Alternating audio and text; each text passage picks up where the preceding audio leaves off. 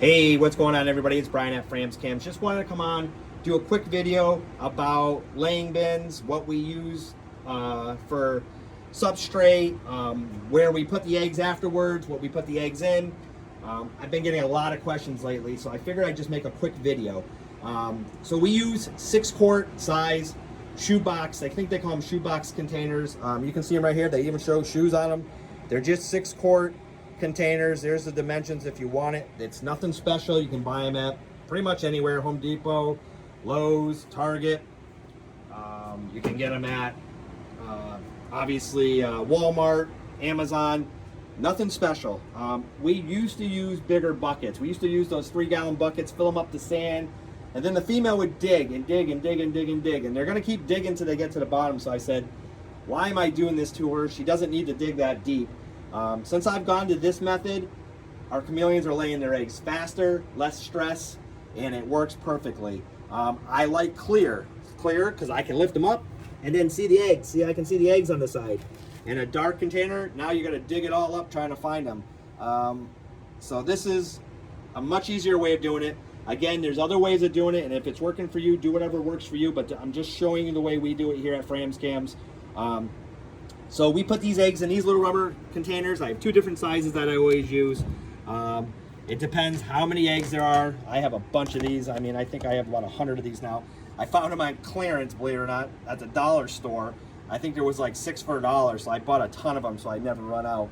But again, I prefer the lids that are clear. The last ones I bought, I didn't realize they still work fine, but it's easier when I can just go in the room and say, oh, they're hatching, rather than lifting the lid. Again, it doesn't matter. This is easier. This still works. These are Marley eggs, by the way. Our Sambava with our Watson line. These are going to be unbelievable. Marley has 5 girlfriends. He's a great breeder. We have probably over 450 eggs right now, plus these, whatever, how many are in here. So we're super excited to be doing Sambava again. We did it for years, stopped, and now we're back. I love Sambava. I think they're awesome looking. The oranges are so cool. Marley is unbelievable. Watson's unbelievable. So why not mix those 2 together and make some awesome babies? For incubation, I'm going to show you our incubator. I don't use it anymore, but I'm going to show you because I know a lot of people live in certain parts, of the United States that are too hot, too dry. For us, we use our master bedroom closet. It works perfect. I have a heater in there on a thermostat, and so I don't use this anymore. I actually use this for silkworms and when I do my pinheads. I do crickets every once in a while when I feel like it, and I'll sometimes use this incubator for that. It's dual zone. If you guys are not familiar with this is DVM Exotics, sells them. If you're gonna get an incubator, guys, spend some money, get one like this. Those cheaper ones do not work. You're gonna wish you never bought it. They spike all the time. I had one of those cheap ones. I bought a second cheap one. I had issues with both of them. 2 different brands. Don't waste your money on those little $200 ones. They're not good. Get yourself a good one. This guy makes these. Obviously, he uses a wine cooler and then makes his own. And I've never had issues with this. This thing's been running for years. Again, I don't use it for my eggs, but if you're going to, this is the one you want. We use our bedroom, like I said, we use our bedroom closet. It's our master bedroom closet. I put a big dresser in there. I have a heater in there on a thermostat set at 74 degrees. It stays 74 degrees all year round. I've had no issues doing it that way. Again, you can do whatever you want, but whatever works for you. Everybody has different temps. We're up in New England, and you just need to kind of do what you think is right. If you feel like you need an incubator, by all means get one, but just get a good one. Check out that brand. It's the way to go. Do not buy the cheap ones, guys. You're going to regret it. I'm telling you right now, you're going to regret it. You're probably going to end up losing your eggs. But you can see I got a bunch of eggs here. We're just still waiting for a couple of more of these guys to hatch. This one looks like it's going to any minute. But these are all the ones that we have hatching as we speak. Just checking to see if anybody has come out yet. These are some Mercuries. Let's see. Yep, one's coming out right there. Oh, we got one right there. So we'll be putting these guys in their cages.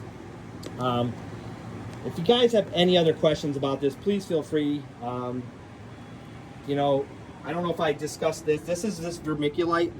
Make sure you don't make it wet. You don't want to be able to squeeze it and see water come out. See how you can't see water come out? That's how you want it. You want it moist, but you don't want it soaking wet.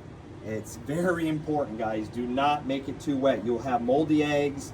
I can't tell you how many people call me and say, I don't know what's going on. Eggs, how we put the eggs. See, I just throw eggs in here, and then I'll get a little marker afterwards, and I'll just put a little line on the top of them.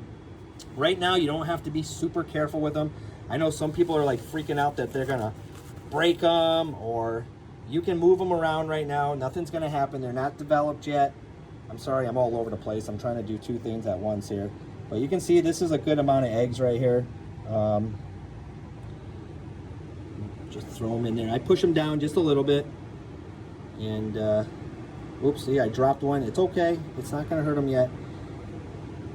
You don't want to, like I said, put a little mark on them afterwards with a marker. That way, if the eggs ever shifted, you can turn them back where they need to be. Because if they do turn after a few months, they might not develop. So just remember that, guys. Be careful with them once you put them away. We don't mess with them, really. We don't check them that often. We don't really need to if you have the right moisture.